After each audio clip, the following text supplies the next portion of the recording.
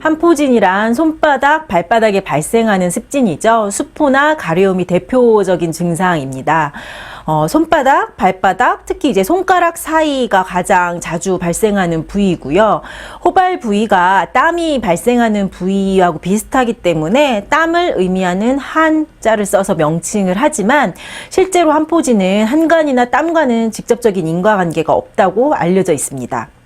한포진의 발생 과정을 살펴보면 이제 작은 수포가 처음에 발생을 하고요. 그 다음에 여러 개의 이런 작은 수포들이 이제 합쳐지면서 큰 수포가 만들어지고, 그 다음에 이때 이제 극심한 가려움과 열감, 따가움 증상들이 동반될 수 있습니다.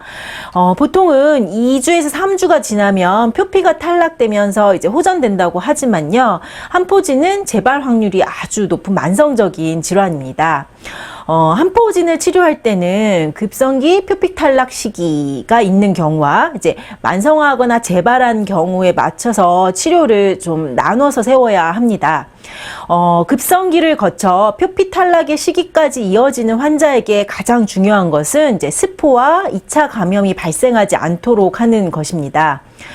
급성기에는 열감, 이제 가려움, 따가움이 좀 함께 발생할 수 있기 때문에 시원한 생리식염수로 스포를 해주면서 2차 감염이 발생하지 않도록 이제 이물이 환부에 접촉하지 않도록 해줘야 되고 소독에 신경을 써주어야 합니다. 이런 이제 급성기를 거친 환자들이 급격한 증상은 대개 2, 3주 내에는 어느 정도 호전이 되지만요. 대부분의 한포진 환자들의 문제는 호전된 후에 재발률이 높고 만성화된다는 것이죠. 그래서 이제 만성화된 한포진 환자들은 이제 환부의 표피가 급격하게 떨어져 나가거나 이렇게 하진 않지만 이제 지속적으로 수포가 이제 반복되고 가려움이 항상 동반됩니다. 그래서 급성 한포진 환자보다는 만성적인 경우에는 증상의 정도는 가벼워 보이지만 증상이 지속되기 때문에 실제적으로는 이제 삶의 질이 이제 아주 떨어지게 됩니다. 이런 만성적으로 한포진을 악화하거나 유발시키는 원인 중에 하나로는 니켈이나 특정 금속 등에 대한 알레르기, 혹은 이제 접촉성 피부염을 꼽기도 하는데요. 실제적으로 만성적인 한포진을 이런 외부의 원인으로만, 자극으로만 발생 원인을 얘기하기에는 이제 정확한 인과관계도 파악이 어렵고요. 이제 외부 자극을 제한하는 것만이 이제 치료로 이렇게 좋은 효과로 이어지는 경우는 별로 없습니다.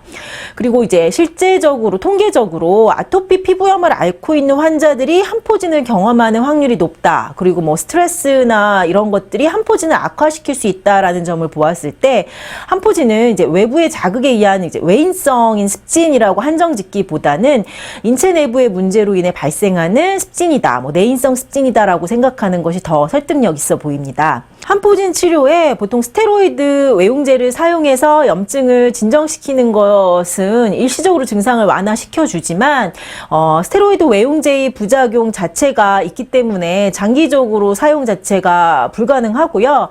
또 스테로이드 외용제를 사용한 후에는 피부 장벽이 약해지고 피부 재생 능력이 이제 떨어지면서 환부가 오히려 접촉 물질에 더 예민하게 반응을 하게 만들 수도 있습니다. 한포진 치료, 스테로이드 외용제에는 신중하게 생각을 해야 합니다. 그리고 한포진 치료의 원칙은 이제 내인성 습진이라고 얘기했죠. 인체 내부의 면역 기능을 정상화시켜서 염증이 일어나지 않도록 하는 것과 함께 이제 체질에 맞는 보습제나 외용제를 사용을 해서 피부 장벽을 튼튼하게 해주고요. 그 다음에 재생력을 높이는 이제 외치 방법이 병행되어야 합니다.